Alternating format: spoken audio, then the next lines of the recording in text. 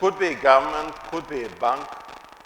In Norway, people usually do not buy real estate directly, so there is almost no direct interaction between the buyer and the seller. Instead, there is a real estate broker, and virtually all interaction, all formal interaction, goes through the broker. So for example, bidding, and at the end, when there is a time to sign the agreement, then one party needs to pay for the property, and the other party needs to transfer the ownership.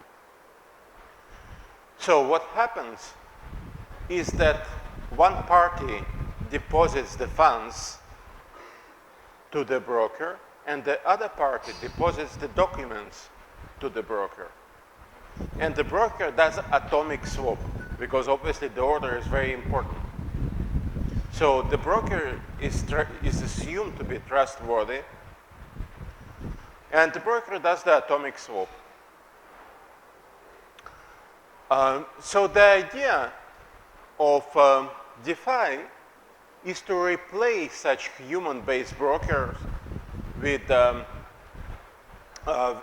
mechanisms, smart contracts running on blockchain. So what's the problem with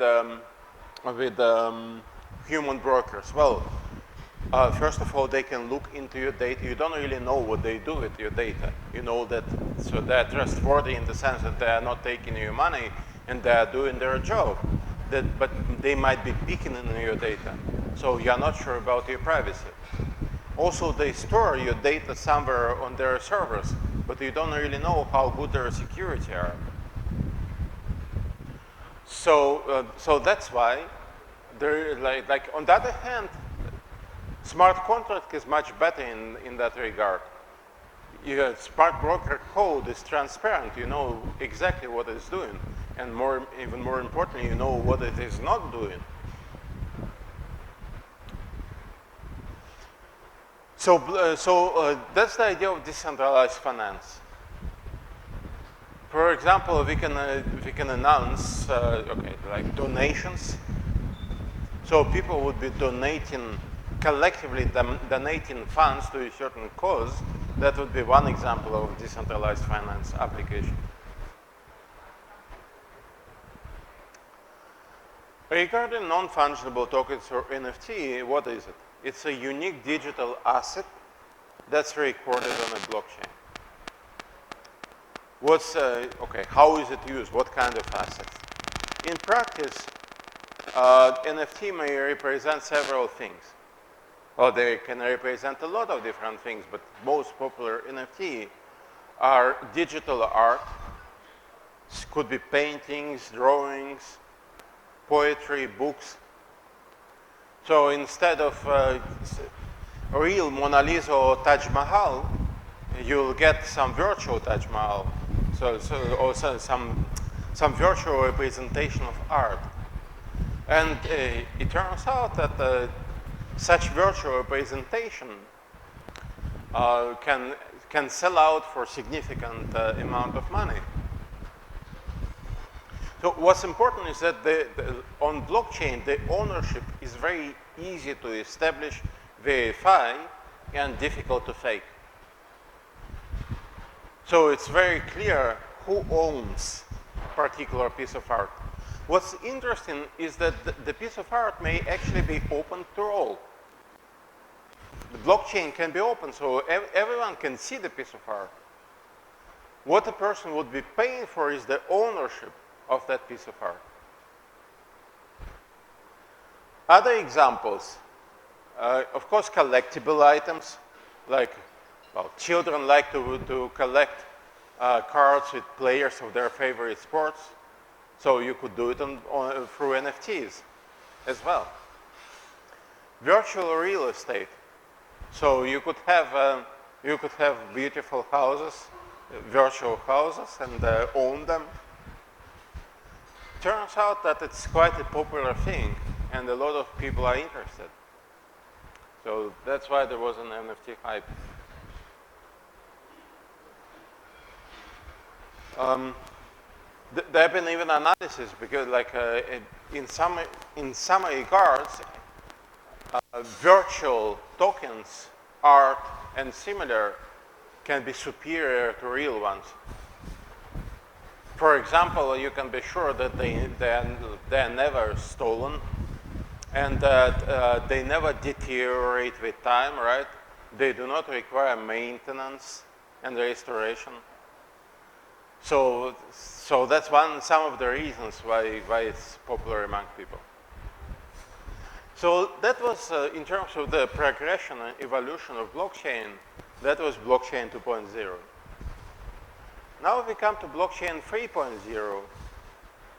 And if blockchain 2.0 came out with smart contracts, so at this point smart contracts were just developing, right? At 3.0, we already had a significant library of patterns and recipes for building smart contracts. And people started to build real applications. So 2.0 was more conceptual and, of course, like real smart contracts. But 3.0 started with practical applications. And not just based on smart contracts. And we call those applications dApps. So the concept of dApps was coined. And not only applications, there came out platforms for building and tools for building such applications, debugging such and testing. So some of the examples, one interesting typical example would be Ether tweet. So instead of Twitter, you can tweet, you can and then maintain microblogging on Ethereum. What's the advantage? Well, one advantage is better privacy. So so there are some privacy related. You can be anonymous if you want as a blogger. It can be better integrated with Ethereum, so you can collect donations, for example, in Ether. And perhaps the biggest advantage is resistance or resilience to censorship, because it's on blockchain, so it's decentralized.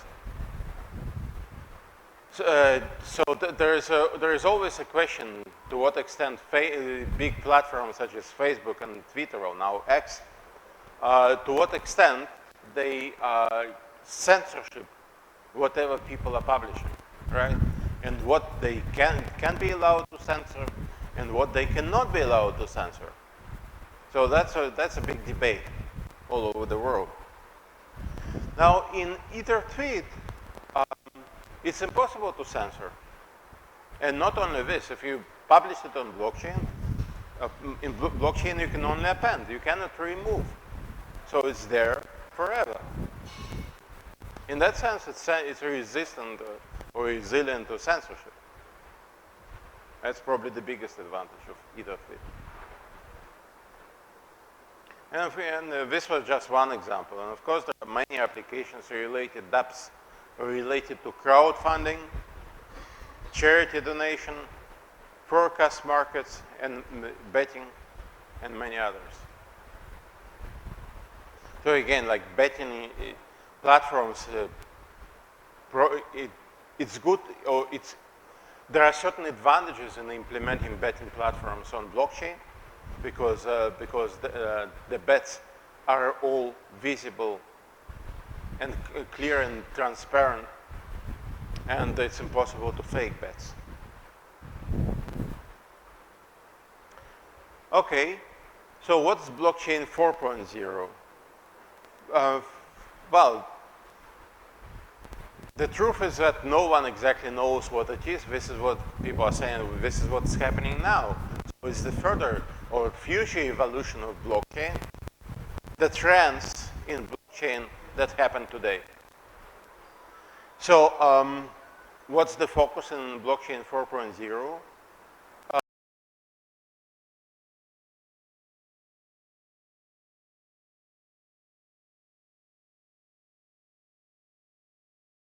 such as Ether-Tweet, but industrial scale, maybe business applications. And specific focuses on issues such as scalability, interoperability, and privacy. So we are going to have a dedicated, what is scalability? The scalability challenges are related to storage, how much storage in space an application takes. In terms of the number of participants, can the application run thousands or millions of participants? And also in terms of the throughput rate of transactions. How fast the application can process new transactions. And regarding privacy in blockchain applications, we are going also to spend some time talking about the use of zero knowledge and other techniques. And we'll see more on that in the lecture on digital identity, so I'm not going to expand on this now in this lecture. However, I would like to talk a bit about interoperability. As the blockchain platforms are developing, we are now witnessing a proliferation, right? And there is also some competition. So every blockchain platform, maybe not every, but many blockchain platforms are trying to create their own ecosystems and lock their users and applications to that particular blockchain system. This is not good for the applications. This creates silos, which means that users are sort of wedded to a particular blockchain platform. They cannot benefit from other blockchain platforms. And this is why the topic of interoperability between blockchain platforms, so topic of interoperability between different blockchain platforms becomes so important. So what is interoperability? Interoperability means that if I own Bitcoin, I should also be able to pay on Ethereum. I should be able to convert cryptocurrencies. That's one aspect of interoperability. Other aspect of interoperability would be data. If my data is stored on one blockchain platform, it should be visible on other blockchain platforms as well. There could even be some transactions which are cross-platform. So this is the main topic in that context. So people have been building bridges between competing blockchain systems. And another challenge is, again, the atomicity. Please recall the example about a real estate broker I gave you previously. When you buy products, and so the seller and the buyer do not even see each other, right? So what's the order of operations, right? So if someone buys first, how can that someone be sure that the seller would provide the services or the goods?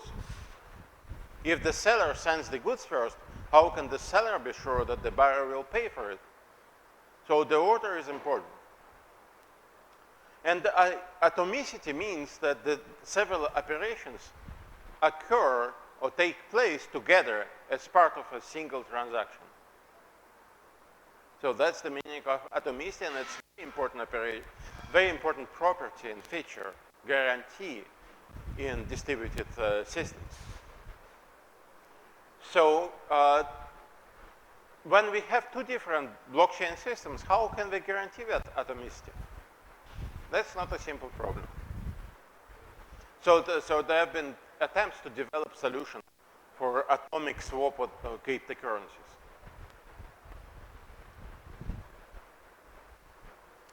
Okay, so far we've been talking about blockchain evolution. Now, let's a bit talk about research challenges which are characteristic of each step in the evolution. So we study blockchain for a number of reasons. We know like advantages, right? We know blockchains resist censorship, avoid the brokers, the middleman, the intermediary, provide transparency, and therefore reduce fraud, and may also minimize redundancy. So, but there are also interesting research challenges in that regard. So from the beginning, there was an attempt that, like, there have been many efforts to identify different security flaws. At 2.0, there started the challenge of verifying smart contracts and creating middleware services. For 3.0, there was a focus on scalability and speed of the operations, data privacy, and correctness of data entry points. Now, let's talk a bit about different types of blockchain systems.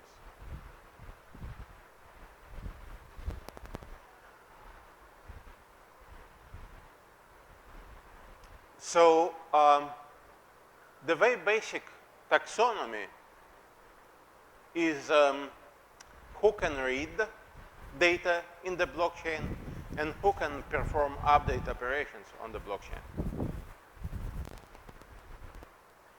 So the options are quite simple. So anyone, the read access is open to all, or read access restricted to specific identities.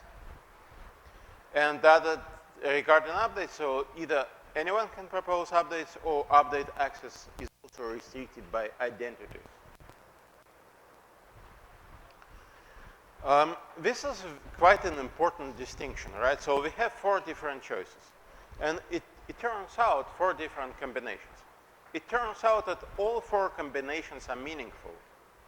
There are systems that correspond to each combination. There are applications for which this is the combination they would like to go for. Okay, so let's see. Suppose, like, the case anyone can propose updates and anyone can read. Well, that's the basic cryptocurrencies, such as Bitcoin and Ethereum. And it's suited for cryptocurrencies and NFTs. The other end of the spectrum is full restriction. Both read and write accesses are restricted by identities. So there are systems that go for that. All Hyperledger projects, including Corda. And it's actually my belief that most practical applications would use this type of, basically most practical applications do need some kind of access control. Whether it's healthcare, whether it's supply chains, whether it's energy trading, and so on. So, so there are specific exceptions when it's not suitable, but I believe that this case is suited for most applications. But there are 2 other interesting cases. One case when anyone can read from the blockchain, but only selected few can update the blockchain. And Ripple works in this model, which is also a cryptocurrency. So what applications would it be suitable for? Well, for example, government financial records. So government financial records, the idea is that they should be transparent, right? There are some documents that only the government can produce, but anyone can read. So transparency is important. And well, this is just one small example, government financial record, but you understand the principle, right? So it can be extendable to any other cases when we need transparency for documents which are produced by selected few. And the other interesting case is when we do not impose restriction on updates, but we do impose restrictions on read accesses. So when would it be important? Voting. So voting, everyone can vote, but not everyone should be allowed to see the exact results, who voted how.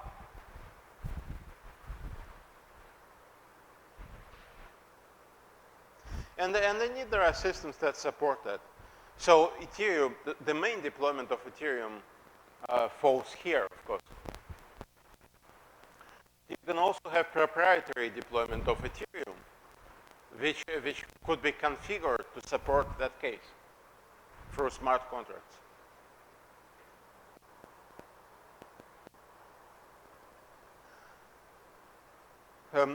Now, of course, in this case, you don't need any control over identities. In cryptocurrencies such as Bitcoin, in Ethereum, the identities are represented by public keys. So you don't know anything. The system doesn't know anything about the real identities of the participants. In all other cases, the system needs to know the identities because that's the only way they can do access control. So, so that's the most meaningful terminology or taxonomy in my view. So the above is well defined, but it has no commonly associated terminology. And general public, instead we have a lot of different terms, such as open, closed, permission, permissionless, public, private, and there is more.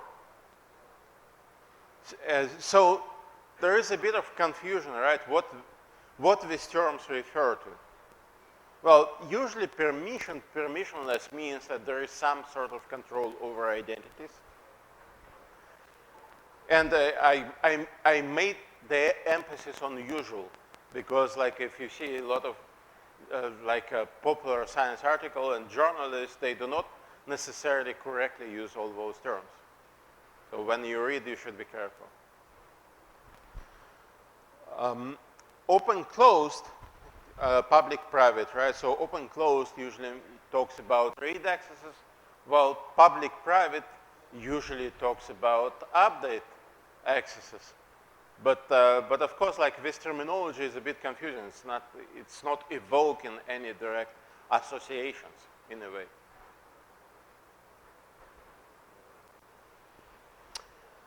Apart from that major taxonomy, we can also talk about other types. So another dimension of taxonomy would be decentralization and scale. We have centralized systems. We have large-scale decentralized, and we have medium-scale consortium blockchains. Now, centralized blockchain is pretty much a misnomer because if you only have one entity controlling the updates to the blockchain, then there is no practical reason to use blockchain in that case. Blockchain is about creating decentralized trust, right? And decentralized trust can only needed to be created between participants who are not trusting each other. Now, if you have only one participant, that's a trivial case, right? So why would you go for blockchain? Database is usually more efficient and more compact in terms of storage. So sometimes it's just used as a keyword, as a buzzword. However, the cases of large-scale decentralized systems and medium-scale consortium blockchain are absolutely viable setups. And we'll see quite a few applications related to each. So different blockchain types also have different corresponding models with respect to how we manage the identity of the participants, how we authenticate the participants, what exactly the trust between the participants are, and what kind of attacks we can expect. Because attacks in a consortium model would be different from attacks in an open blockchain.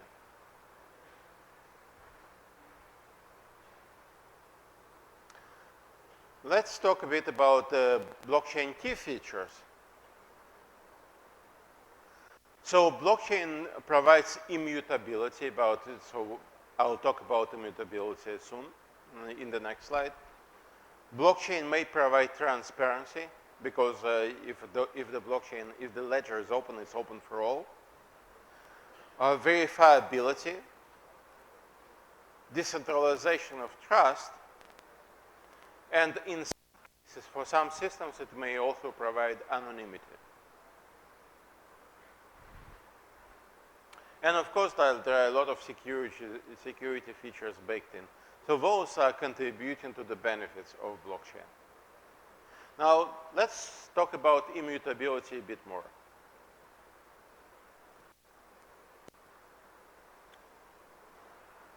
So, as mentioned, blockchain and chain of blocks, which are cryptographically linked to each other. How are they linked? Well, each may use a cryptographic pointer to the previous block. So what is a cryptographic pointer? It includes a pointer, and it also includes a hash of the previous block. Now, what's the idea of this construction? The idea is that suppose the hacker somehow managed to hack block 2. Block 0. Okay. But we talked about hash functions last time. So even if the hacker managed to tamper with block 0, usually the attacker would not be able to find different block 0 with the same hash. Okay, so the hash would be different. If the hash is different, the hash stored in block 1 would be different from block 0. And by comparing the two, comparing the hash stored in block 1 and calculating the hash of block 0, anyone should be able to detect tampering. So the attacker, in this case, the attacker also needs to hack block 1 in order to include the hash of block 0. But if the attacker tampers with block 1, now there is a hash by comparing the hash stored in block 2 and calculating the hash of block 1, anyone would be able to see the difference. So now the attacker also needs to tamper with block 2. And to many people, the following association it's a Hanoi tower. I don't know if people are playing this game in so in Hanoi Tower or Tower of Hanoi, it's very easy to move. You go down. More the same happens with the ledger. It's relatively easier to hack the latest block. As we go back, it becomes progressively, exponentially more difficult to tamper with the blocks. And that's the meaning of immutability property of blockchain.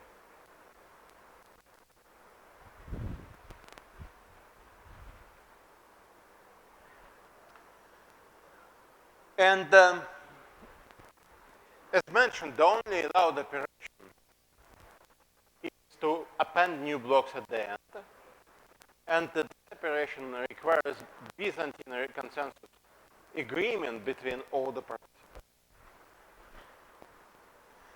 So we talked a bit about Byzantine agreement yesterday. So this kind of agreement is needed in order to append new blocks to the blockchain, which also contributes to the immutability and security. On the other hand,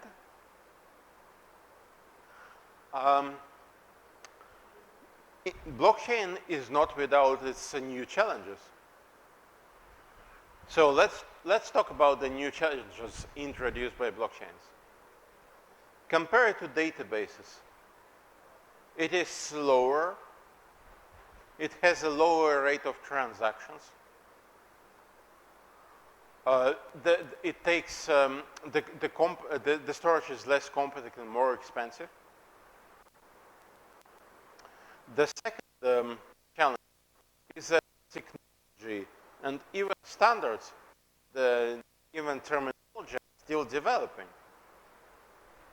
So the technology is not mature yet, and things are changing from version to version. So it's difficult to maintain applications.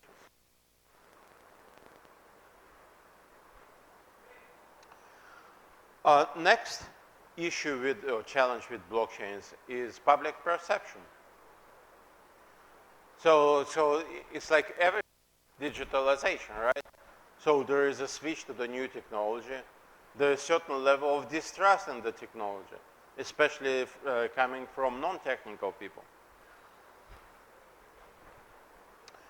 Also, there is an issue with the lack of recipes and design patterns. Suppose I want to build a new application on blockchain. How do I approach it? Because in software engineering, there are well-known design patterns, right? That have been studied and established over the years. So, but that's general, and there are general principles. But specifically for blockchain, so which data should I put on blockchain? How should I approach interoperability?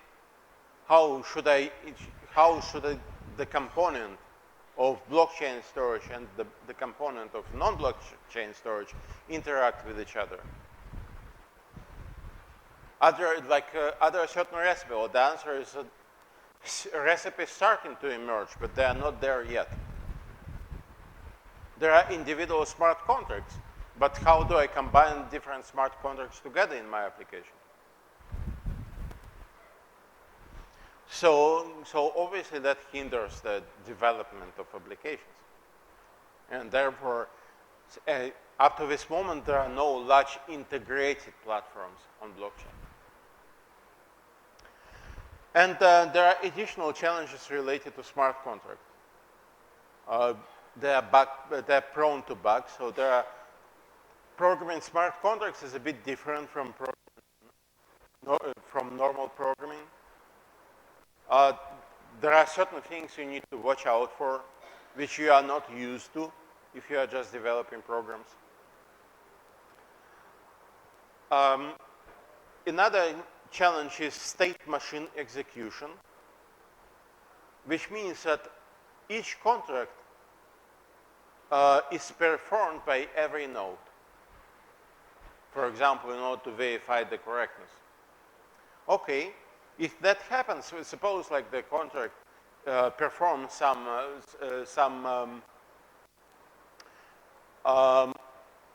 irrevocable action, or maybe non-idempotent operation, meaning that you can only perform the operation once. That's a problem, because if every replica performs the contract, then every replica would perform that operation. For example, there was a contract at an installation in a hospital where the contract would say call firefighters, right? Okay, then if the contract is replicated, then there would be multiple calls to firefighters.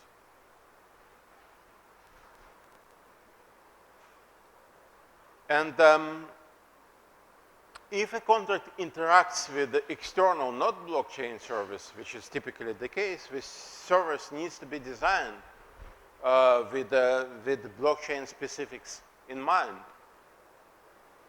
So that takes some time to both develop correct interactions and to adapt. So here you can see some, in this slide you can see some recipe or some block diagram which answers the question, should I use blockchain and which type of blockchain I should use? The diagram is a bit oversimplified, doesn't answer all the questions I would. But so, first question, do you need to store a state in your application? If you don't, then you don't need to use blockchain. If you need, then how many entities, how many players, how many organizations will update the state? If there is only one, then you don't need to use blockchain. Multiple, then the next question is whether we can use a trusted third party. Because that's, in practice, that's a big question. Many blockchain applications can be just put on the cloud, right? So you would lose some benefits. You need to pay to the cloud provider, but you may get better performance and scalability. So it's not a clear trade-off.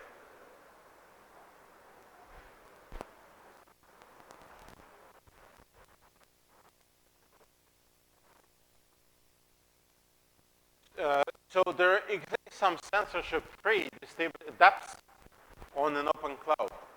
That's another emerging trend. So dApps, not all dApps need to run on blockchain. So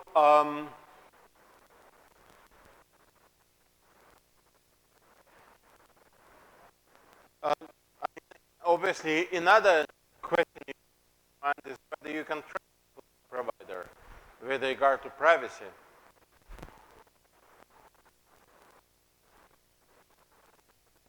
Sorry.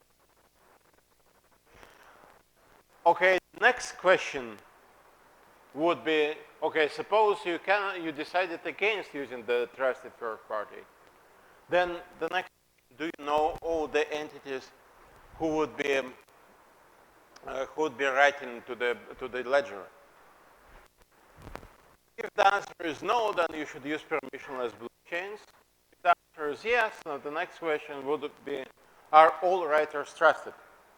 And if the answer is yes, then again, you don't need to use blockchain. If not all writers are for public permission, depending on whether we need public verifiability or not.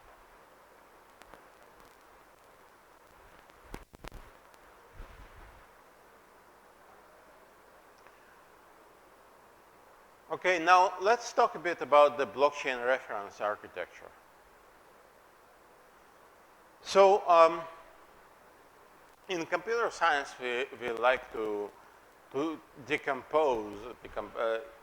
decomponentize big systems, right? To break it into blocks, into functionalities, components, and in many cases into layers, like the layers of communication. We do the same with blockchain. So the reference architecture breaks blockchain into layers, from the bottommost to the topmost. And okay, so let's by layer. Hardware layer. Well, most blockchains do not need any hardware. However, dedicated hardware is still used for a number of reasons. The first reason, of course, is ASICs, mining. So, or maybe dedicated GPUs. So miners, we are going to talk about mining in the next lecture, but miners you can do mining on a general purpose machine. But it would run faster if you have dedicated hardware, dedicated chip, or dedicated GPU. The other use of hardware could be for ensuring privacy or security. And there have been some works to this end.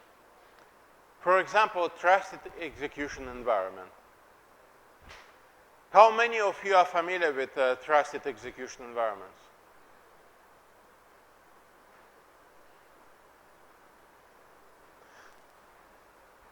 You can raise your hand just to see it. Okay. So I'll explain what it is. The concept is quite simple. Suppose I do some calculation on my machine, and then I send you the result, and I'm telling you, okay, this is the result of the calculation. Well, you don't know if you can trust me, right? How do you know if this is the correct result or not?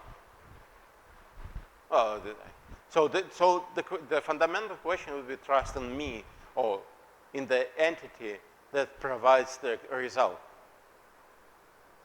So what's the idea? The idea is that I buy a machine, but in that machine there is one chip to which I have no access. And that chip can be provided by Intel, for example, or AMD, by a company.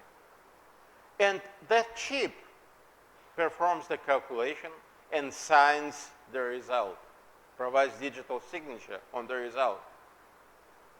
And even though I own the machine, I have no control over what this chip is doing. Well, okay, not exactly. I can ask the chip to perform the calculation. In that sense, I have the control. But I cannot tamper with the calculation. And I cannot tamper with the result of the calculation because of the digital signatures. So now, instead of me sending the result and saying, okay, this is correct result, please trust me, I send a result signed by that chip. Would you trust it then? Well, okay, now you need to trust Intel instead of me. Well, I mean, usually most people would prefer to put their trust in Intel, right? Instead of like every computer owner on Earth. So that's the idea of the trusted execution environment. And in blockchain, there are quite a few uses of integration of blockchain with trusted execution environments. So again, here you need a hardware support, so it's the hardware layer. Next, up the stack, we have data storage layer.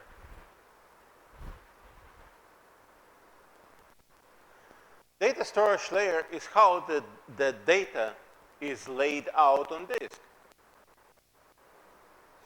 Okay, so we have blocks. How is each block represented on disk?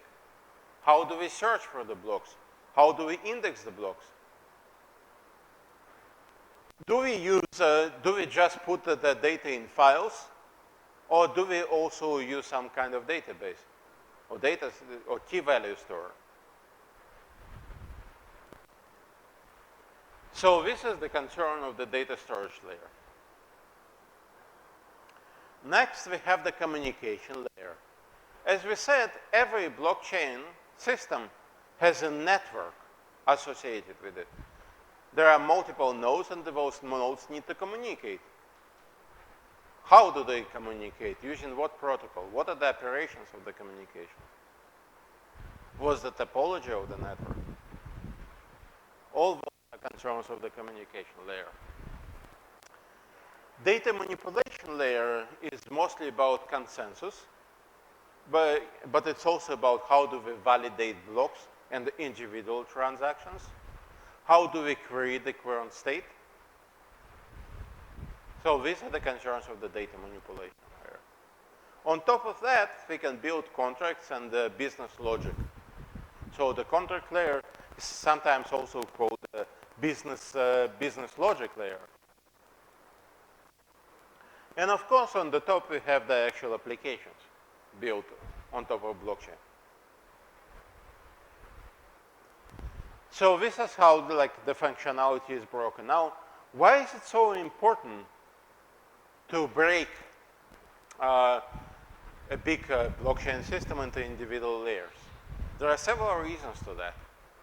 One reason is, of course, better understanding, because we can focus on implementation of one layer at a time, while just sort of abstracting away from the other layers. But there is more to it.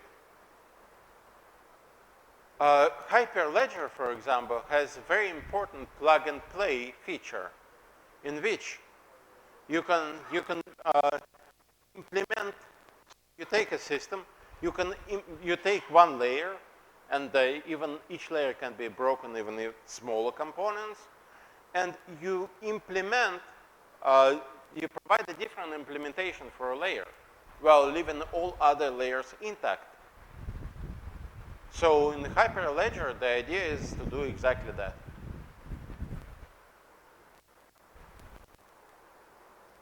And by the way, upper layers in blockchain capture application semantics, while lower layers are concerned with technical system design.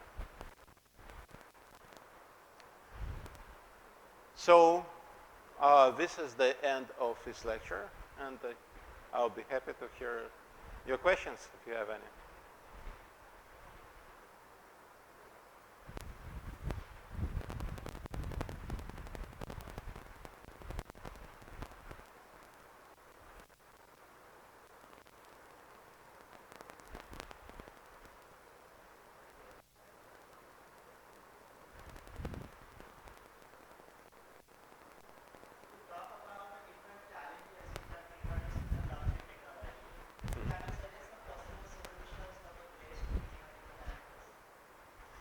Sorry, okay, the second sentence?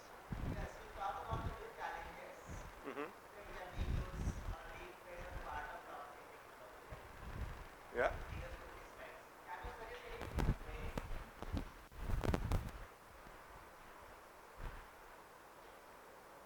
Next slide. Yes, new challenges introduced by technologies. Can you suggest different ways to just mitigate or replace these challenges? Well, it depends which challenge, right? So which challenge would you like to focus on?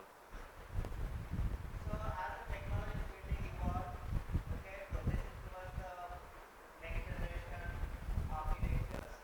Of course, regarding scalability, for example, I believe tomorrow there will be a lecture about the different scalability approaches. So we'll see how the technology has been progressing over time in that regard. So new ideas are coming out all the time. It is becoming better, but you know, like so. It's a bit like a balloon. You can sort of pump more air into balloon, but you cannot make it very, very big, right? So the barriers are being improved. So, for example,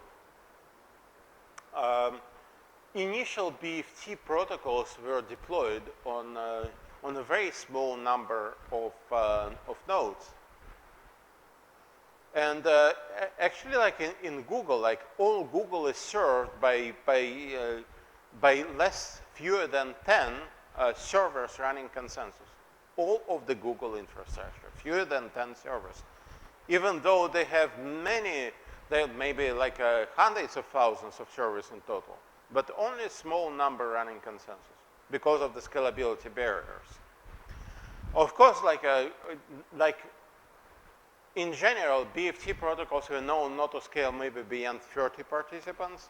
But now, like in the new versions, they pushed this boundary to maybe 100 servers. But still, like, okay, so it's getting better, but it's still not the scale you could imagine. So, okay, so how do you deal with that? So you do not run consensus between, you have a system with 1 million participants. You do not allow all of them to run consensus. You select committees, you select representatives Okay, how you select committees, how you select representatives. The system are getting better in that regard. One more thing, worldwide different developers, contributors, they are having their own contribution in the development of the solutions for blockchain technology, right? So can we have a common reference model which is in worldwide adopted? So a common reference model for what exactly? So that will be very fun to have the solutions. It will be more focused for the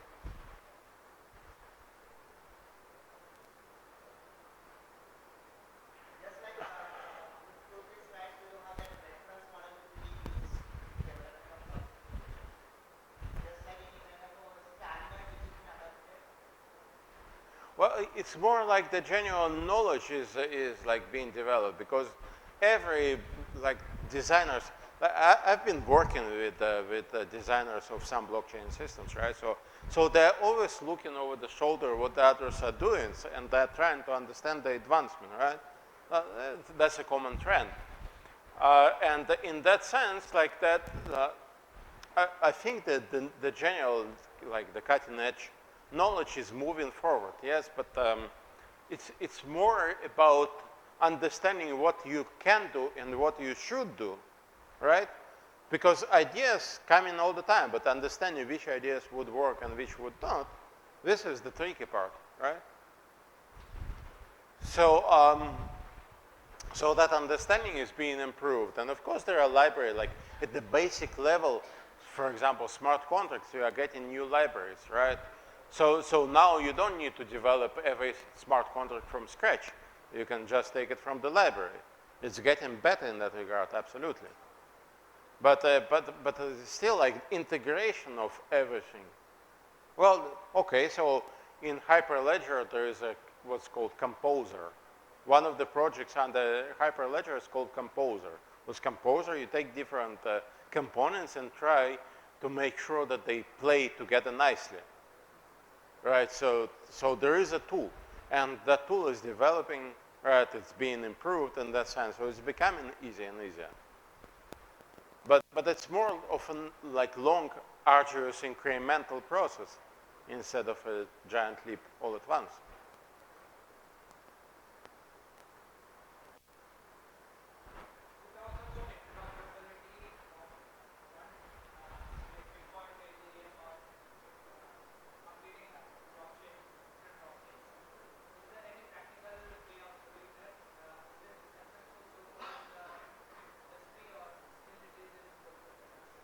So yeah, we have a lot of competing blockchain systems. Is there a practical way of doing what exactly?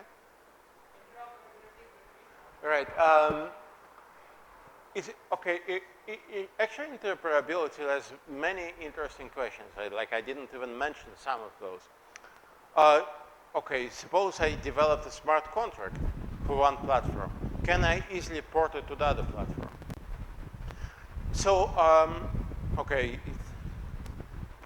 it's probably not a good idea for me to jump forward too much and start talking about smart contracts at this point.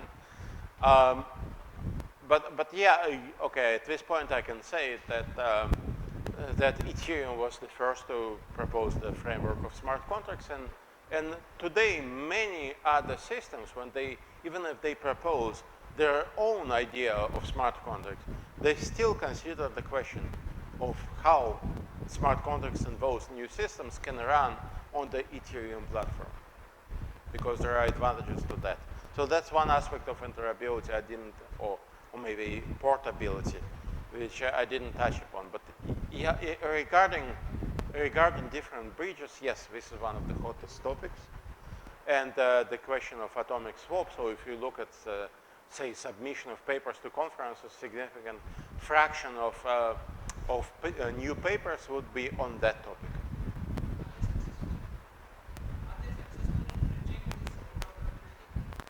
So, understood?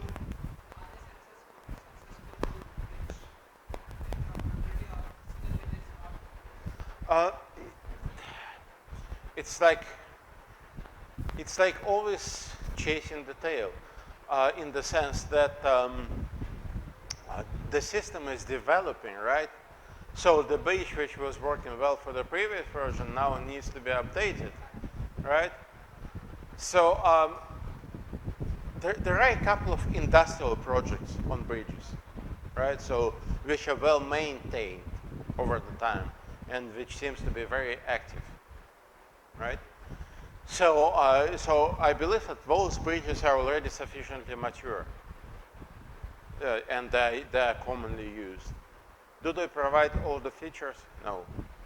Do they connect all different cryptocurrencies? No. For example, Hyperledger and Ethereum are so Hyperledger Fabric and Ethereum, their concepts are so different that we will never be able to bridge. But it's okay because they are developed for different models. So there are very few cases when we want to bridge. So they're not really competing because like each one is targeting different applications and different models. And another interesting question is cross-system benchmarking. So there have been some attempts to create some benchmarks by which we can compare different systems. But okay, again, like different systems using the same model. So, so there have been also some progress and maturity in that direction, but it's not final.